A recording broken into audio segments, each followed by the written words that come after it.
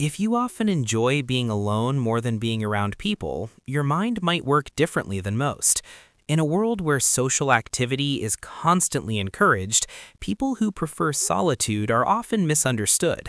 Many assume that someone who likes spending time alone must be lonely or antisocial, but psychology shows that this is not always true.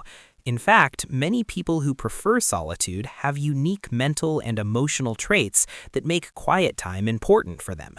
One of the main psychological reasons some people prefer solitude is that they have a rich inner world.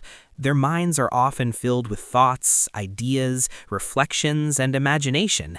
Instead of needing constant stimulation from the outside world, they feel comfortable being with their own thoughts. For them, being alone is not boring or empty. It is a time when their mind becomes more creative and focused.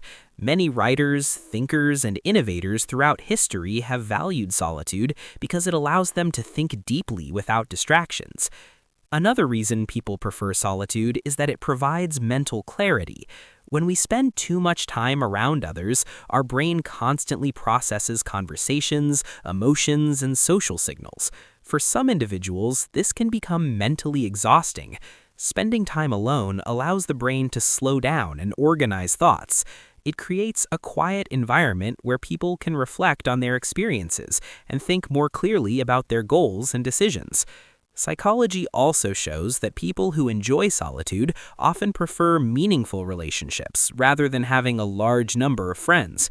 They may not attend every social gathering or maintain many connections, but the relationships they do have are often deeper and more genuine. They value quality over quantity when it comes to friendships, which is why they tend to invest their energy in a few people who truly understand them. Another interesting trait of people who prefer solitude is that they are often highly observant. Because they spend more time watching and thinking rather than constantly talking, they notice details that others might miss. They may observe body language, emotional reactions, and patterns in people's behavior. This ability to observe quietly often gives them a deeper understanding of the world around them. Solitude also helps many people develop independence. When someone becomes comfortable being alone, they learn to rely on their own judgment and decisions. This builds confidence and self-awareness. Instead of constantly seeking approval from others, they learn to trust their own thinking and values.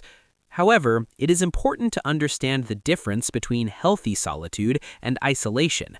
Healthy solitude is when a person chooses to spend time alone for reflection, creativity, or relaxation.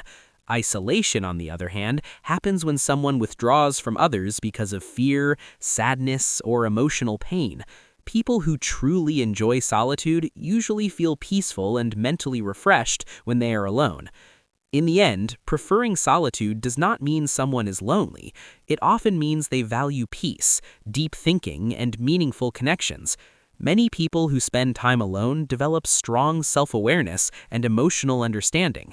And when someone learns to use solitude in a healthy way, it becomes a powerful space for personal growth, creativity, and inner peace.